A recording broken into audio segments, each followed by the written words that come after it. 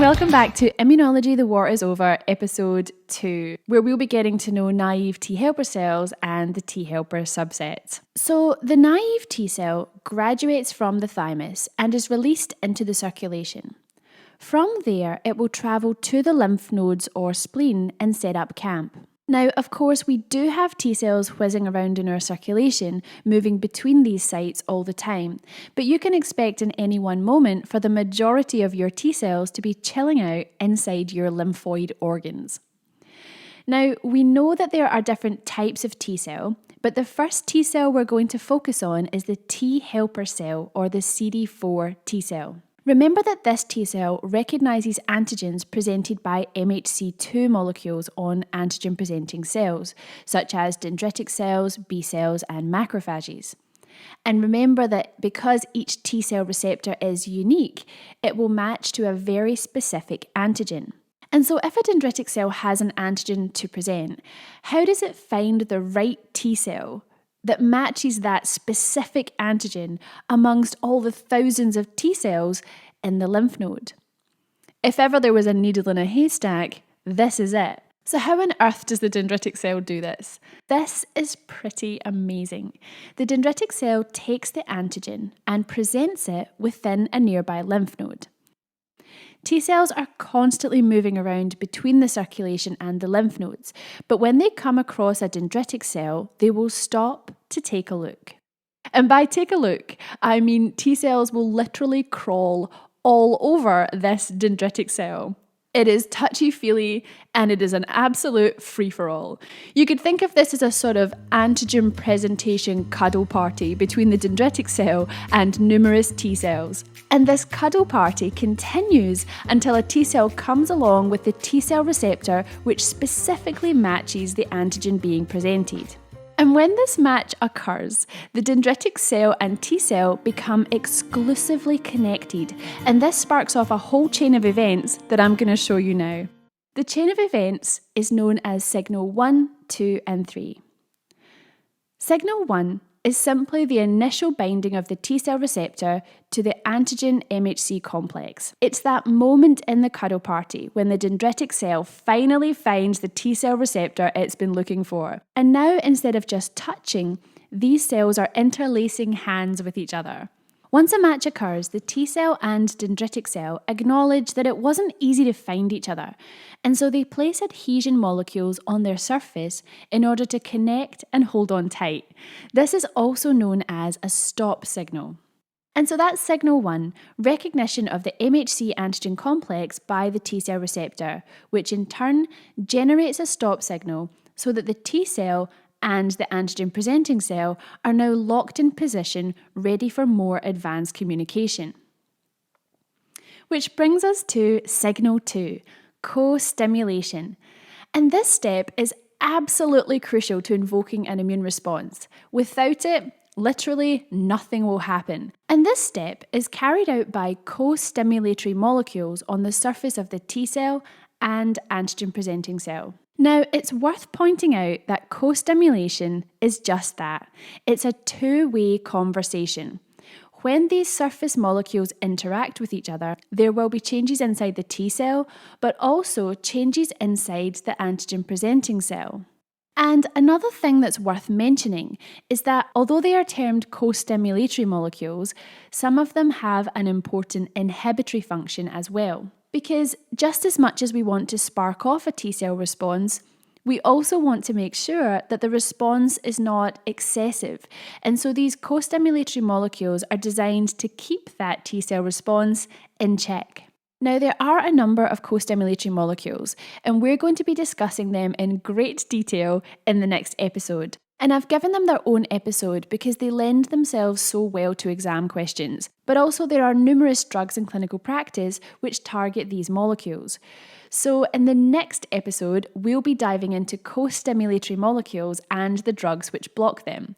But for now, we're going to stay focused on the broader aspects of T cell activation. So for now, what's important to know is that the end result of co-stimulation is the production of interleukin-2 by T cells. Now, interleukin 2 is to T cells what caffeinated beverages are to me. Interleukin 2 is T cell activation fuel. So, just in the way that I have to go and put the kettle on and make myself a coffee, T cells have to make their own fuel as well. So, they make interleukin 2. It leaves the cell, and then they use interleukin 2 to fuel themselves using interleukin 2 receptors, also known as CD25. So, if signal 2 happens successfully, T cells will produce interleukin 2, creating their own activation fuel for what happens next. If signal 2 does not go ahead, interleukin 2 is not produced, and instead the T cell becomes fully devoid of function, and this is known as T cell anergy. Again, without caffeinated beverages, I can fully relate to this feeling of anergy within the T cell. Already today, I think I must be on my third cup of coffee, and it's approximately 10:15 in the morning. I should probably switch to decaf soon. Anyway, the point is, interleukin 2 is T cell activation fuel, and interleukin 2 is the end product of a successful signal 2. Now, isn't it convenient that for signal 2 to be effective, it requires interleukin 2? If that does not soothe your neurons, I don't know what will. Interleukin 2 is essential for signal 3, which is T cell proliferation. This is when T cells do what they do best, multiply into an army and go forth in their immune response activities. Signal 3 is drinking the interleukin 2 coffee, which boosts the cell cycle and causes that T cell to multiply into an army of T cells. Now, in order for T cells to proliferate, they will need to enter the cell cycle. And for this, they're going to need some snacks. So, before T cells divide, they place channels and transporters onto their surface so they can take in more glucose and amino acids to provide sustenance for cell division. Okay, so we got the coffee and the snacks. Signal 3 is well underway. But to help T cells enter the cell cycle, there are signaling molecules which lend a hand. And conveniently, these signaling molecules have been given names such as cyclin and cyclin-dependent kinases, presumably because of their cell cycle promoting abilities. And these cyclins are themselves promoted by various pathways. One famous pathway which promotes cyclins involves the mTOR complex. So this mTOR complex is known to promote entry into the cell cycle. And this might sound a little familiar. You may have heard of the mTOR inhibitors, sirolimus and everolimus. These drugs limit entry into the cell cycle in immune cells, but also in other tissues around the body. So we use these drugs in clinical practice as both immunosuppressants and tumour suppressors. So mTOR and other molecules contribute to T cells entering the cell cycle and proliferating into a T cell army. But again, we wouldn't want T cell proliferation to go unchecked. And what's super cool is that Mother Nature installed some cell cycle timers inside the T cells that will blow your mind. One of these little timers is something known as MIC. When T cells are activated, MIC, a signaling molecule, is generated and wholeheartedly encourages the cell cycle to occur. But MIC has a short half-life, and so when MIC runs out, the T cell will stop dividing. Super clever, right? Okay, so these activated T cells will proliferate into a T cell army. Now, everything I've mentioned so far about T cell activation could roughly be applied to both naive CD4 and CD8 T cells. So although CD8 T cells require antigens to be presented using MHC1 and CD4 T cells require antigens to be presented using MHC2, their activation pathways are pretty similar. But there is another key difference between CD8 and CD4 T cells. Activated CD8 T cells will, without question, become an army of cytotoxic T cells, but CD4 T cells, or T helper cells, will differentiate into various T cell subsets with varied functions depending on the immune response that is required. So what are these T helper subsets? What do they do? And how are they determined? All T helper cells look alike, and when they differentiate into their various subsets, their appearance does not change. What sets them apart from each other is not what they look like, but the cytokines they produce. And different cytokine profiles will orchestrate a different immune response. And similarly, nurturing of T helper cells to differentiate them into a particular subset is also encouraged by particular cytokines. I'll show you what I mean. First up, Th1 cells. Chances are this is the T helper subset that you are most familiar with. Th1 is in the business of helping us fight viruses and other intracellular pathogens, and its cytokine profile includes interferon gamma, interleukin 2, and TNF alpha. And the Th1 lineage is promoted by interleukin 12. And interestingly, a key source of interleukin 12 is antigen-presenting cells. So right there, next to the activated T cell, is an antigen-presenting cell capable of producing interleukin 12 and turning this basic naive T helper cell into the Th1 subtype. Interleukin 12 promotes the expression of a transcription factor known as TBET, also known as T-box binding transcription factor, which promotes interferon gamma expression and the cytokine profile necessary for the Th1 phenotype.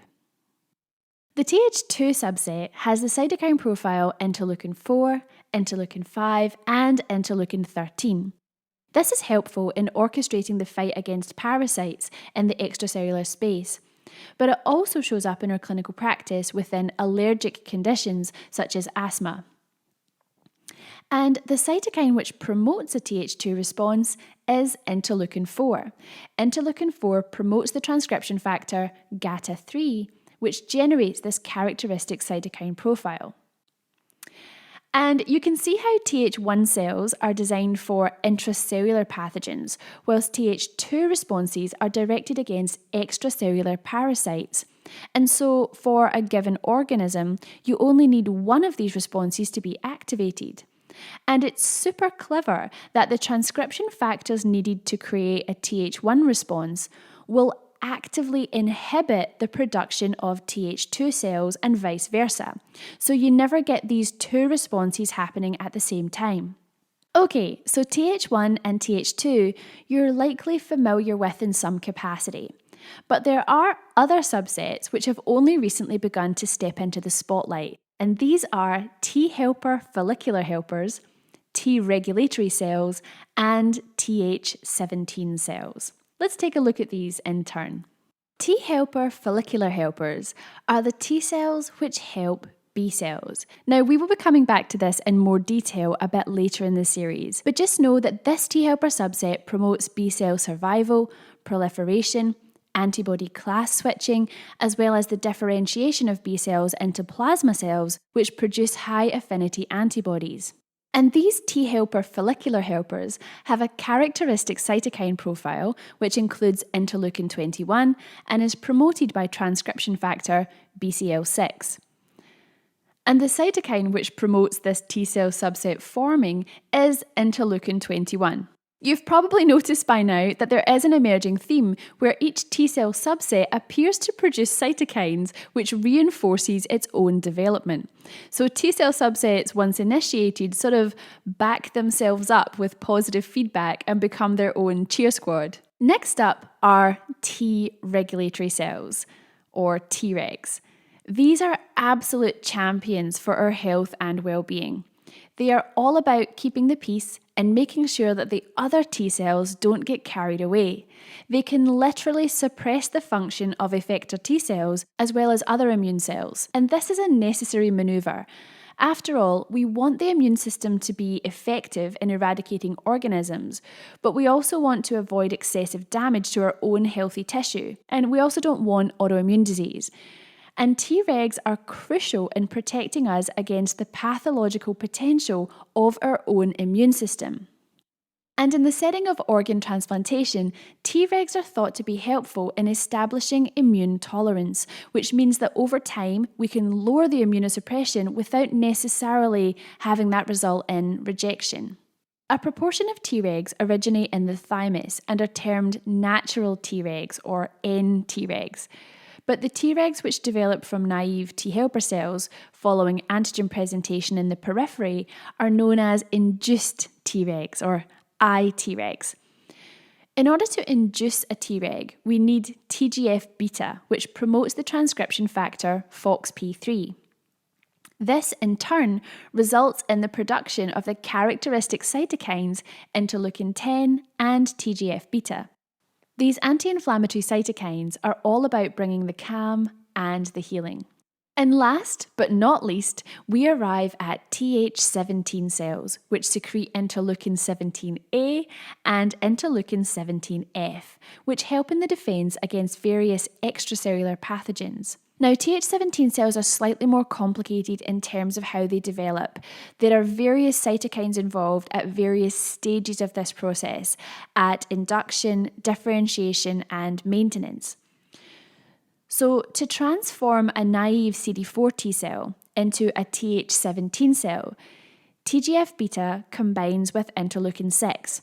Now, remember that TGF-beta could, on its own, promote the development of Tregs, but when combined with interleukin 6, which is produced abundantly by the innate immune system, these cytokines work together to induce a completely different transcription factor known as ROR gamma T.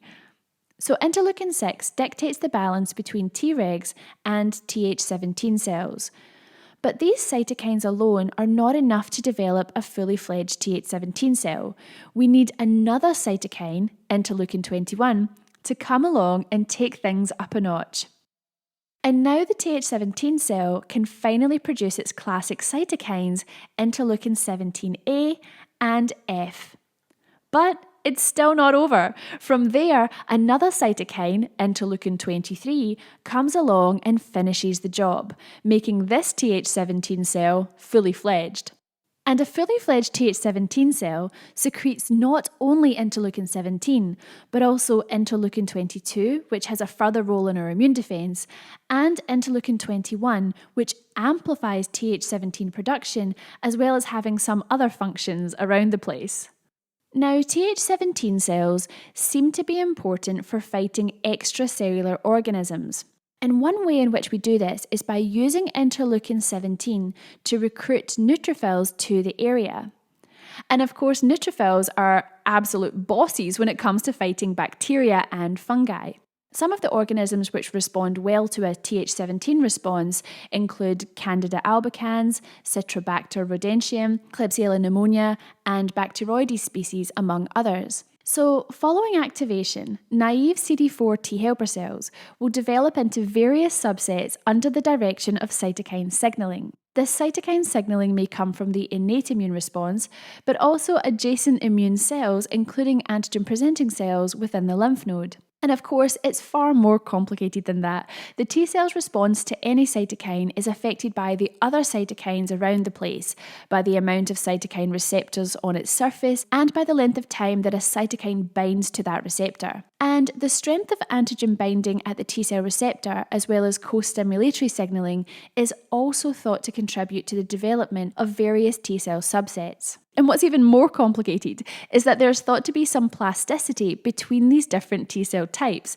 So you can take one subset, influence it with a different set of cytokines, and in doing so, cause it to morph into a completely different T helper subset. So a Th1 cell could become a Treg could become a Th17 cell, and so on and so forth. So that's a wrap for this episode. Thank you so much for joining me. I hope you've enjoyed watching the journey of what happens when a naive T cell meets its specific antigen. And I hope you join me for episode 3 when we dive into co-stimulatory molecules and the drugs which block them. This is sure to be MCQ and clinical practice gold. I'll see you there.